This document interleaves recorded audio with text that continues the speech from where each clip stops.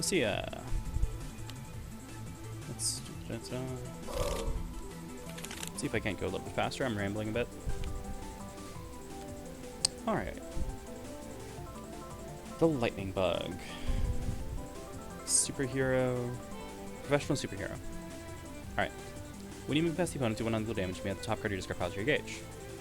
Okay. So obviously we'll have to see how much in-strike movement she has, right? Because dealing damage when you move past the opponent means that it accumulates toward guard break. Because during a strike, the total damage you take counts against your armor and guard. So, this could give her extra effective power. That's important. So that's potentially a power bonus during strikes, which is, like, notably that means we will have to consider how we evaluate her cards. Then you may add the top card of your discard pile to your gauge, means, okay, resource generation.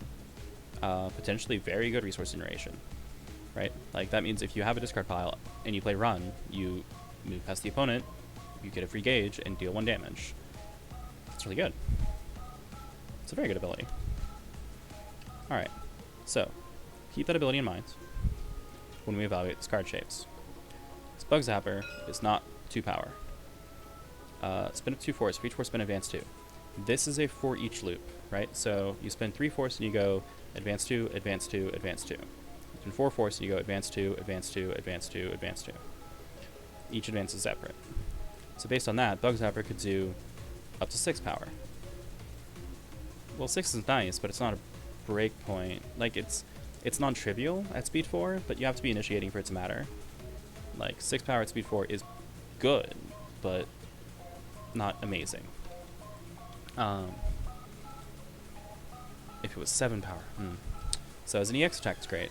It does have hilarious range, right? So if you start here, you can hit somebody here, or here, or here, or here, or here, or here, or here, or here. You can hit the entire board. There are no blind spots. Bug Zapper hits. That's a good card. It's a great card, actually. Doesn't do much damage, though. If you're at long range, it's only going to poke, right? Because you don't get the power from moving past the opponent. We'll talk about that more in a later bit. But, yeah, it's a good card. Thunderclap. Your normals have after the opponent's done move 2. That's meh. I mean, that does mean that your normals, if you stun the opponent with a normal, then you get to do 1 more damage and get an extra gauge. And that's good, but it's not amazing. It doesn't change strike math, right? It's just, and it's an after effect, and it's non-lethal damage. So, like, it's not going to contribute to killing. It only cares if you already stunned, which means it won't contribute to stunning in a way that matters, right? And so it's basically just the gauge generation that's helpful.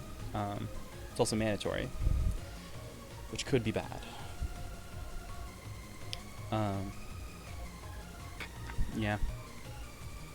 Transformation isn't very impressive.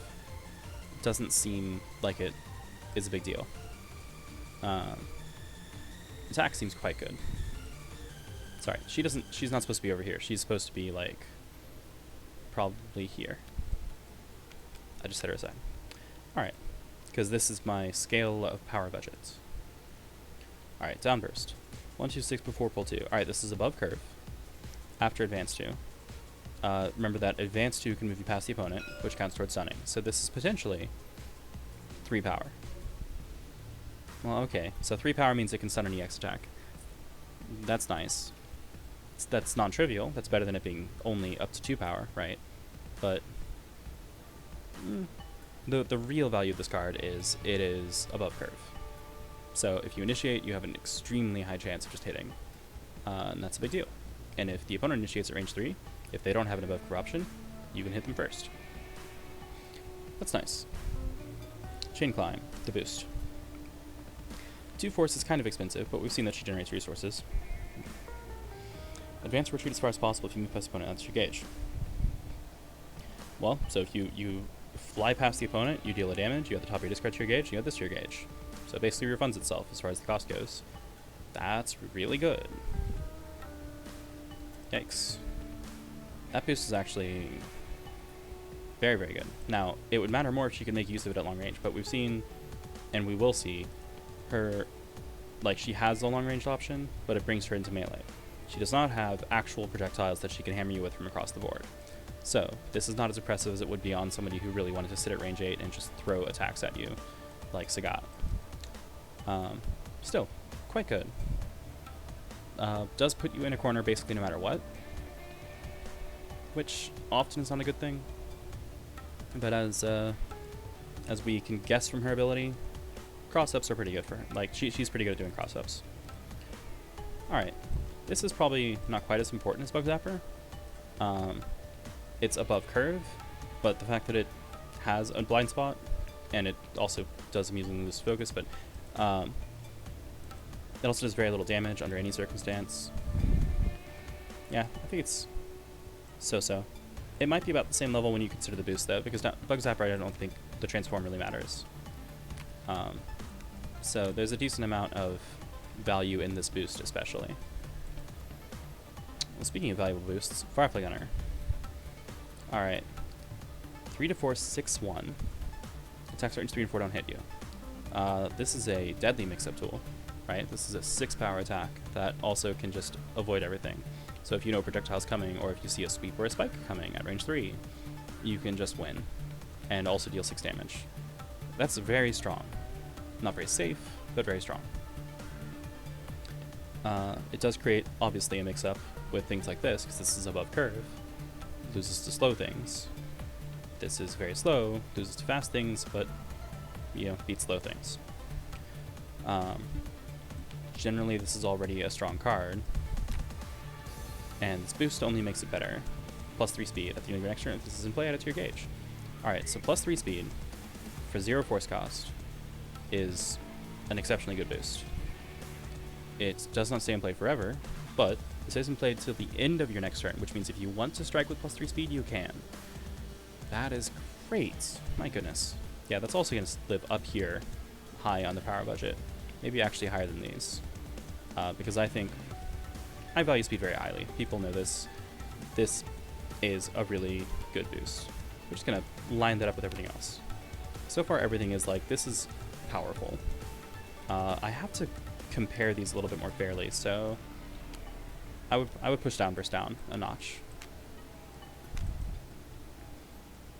And I'm kind of leaning Firefly Gunner up there. I'm actually going to skip ahead a little, because I want to talk about Chain Trap. So first we look at Ride the Lightning, right? 2 gauge, 118. 8. 8's a number.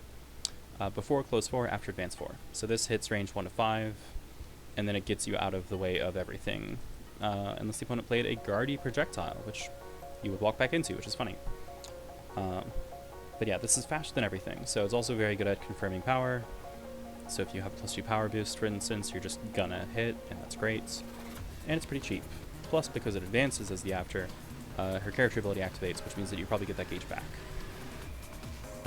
Doesn't do appreciable damage, right? Does up to 2 damage. Meh. Doesn't even stun X's. But it can get you out of dodge, and that's a big deal. Chain Trap. Alright, so here's why I brought this up. The opponent cannot move, you can still move them.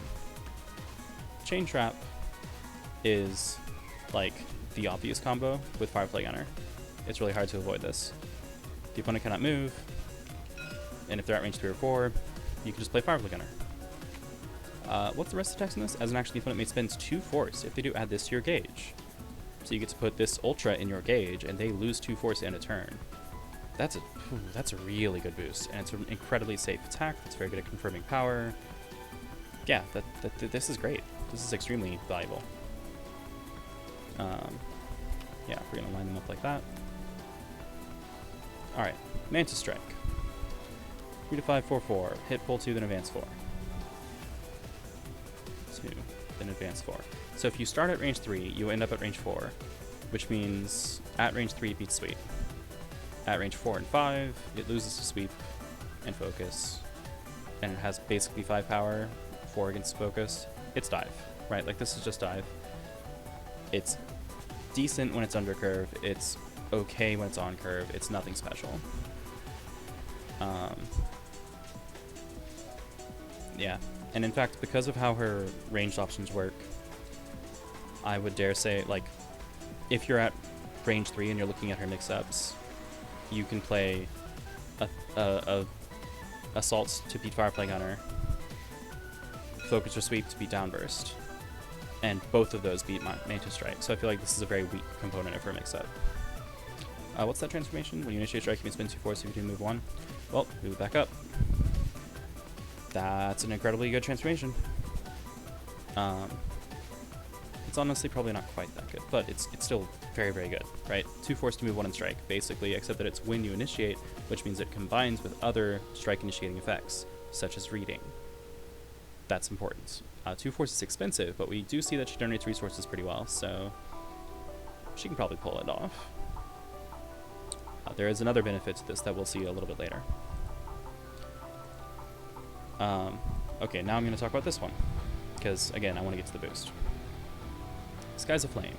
3 gauge, 3 to 5, 4, 5, so it's on or above curve. On at 3, above at 4. Hit, gain advantage after move to any space. Gain advantage is like assault after move to any space means, oh, it's suddenly safe against everything. Alright, this is very good. This is a 3 gauge ultra. It doesn't do a lot of damage, but it's incredibly safe. It's a great card, actually. Preemptive attack, +2 speed, now strike. Okay, so here's the problem that we're starting to notice, right? +3 speed, +2 speed. Neat. Where's the damage? Right. 2, 2, 6, 4, 1 or 2. I guess this could be 5. 4 or 5.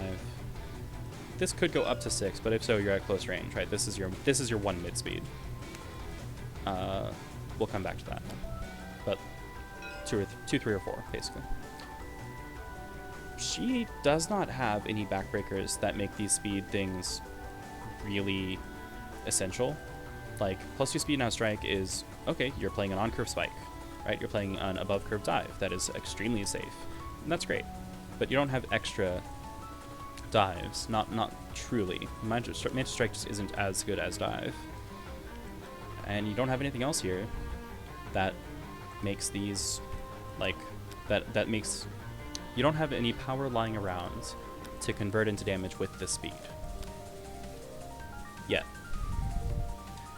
So, Skies probably drops to, like, in the middle here.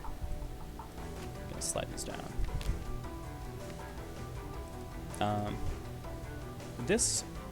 I will adjust this reckoning in a minute here. But first, let's finish this. Talent Sweep, 1, 2, 6. Hit. That's a hit effect. That's not a before effect. Please take notes. It's a running joke, and it's very, very true that people misread this card. Alright, so range 1, speed 6, that's under curve. This is a mid speed. Hit advance 4, that means it dodges sweep and focus. You may spin a force if you do +1 power, so it does up to 4 damage, which is pretty mediocre, right? So this is basically just your low damage mid speed that's evasive. It's kind of like a cross, like it's a range 1 cross. It's a cross up for that matter. It's okay. Like, it does a job and does it well. It just happens to be the same job that she can do with that, but you know, this one isn't an ultra, so I guess there's that. Grandstanding. When you set your attack, you may spin 1 force if you do both players' attacks +1 power. Hey, here's some damage. Okay. She's been missing damage, so I actually think that this transformation is important. It probably goes... Yeah, it probably goes on par with the character ability, because, like, getting damage is a big deal. On that note, when you exceed out your hand gauge, draw 5 cards. Already pretty good. Very good. When you spin a card from your gauge, put it into play as a face-down continuous boost that reads +1 power. So here's where all that pays out. This is actually, in my opinion, where her power budget lies in a massive way. Skies of Flame now is dealing 7 damage, or 8.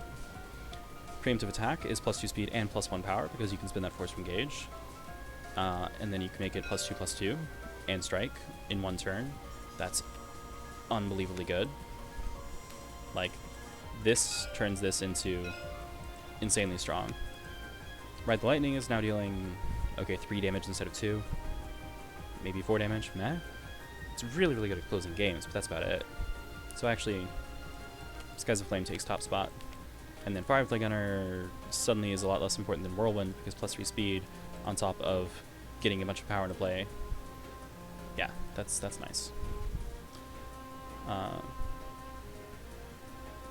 So yeah, I think Thunderbird is the biggest place where her power budget lies. I talked about it last because it's important that you see like the kit works, but is a little bit, it's missing something until she exceeds, and then it's like, oh, that's where all the power went. Okay.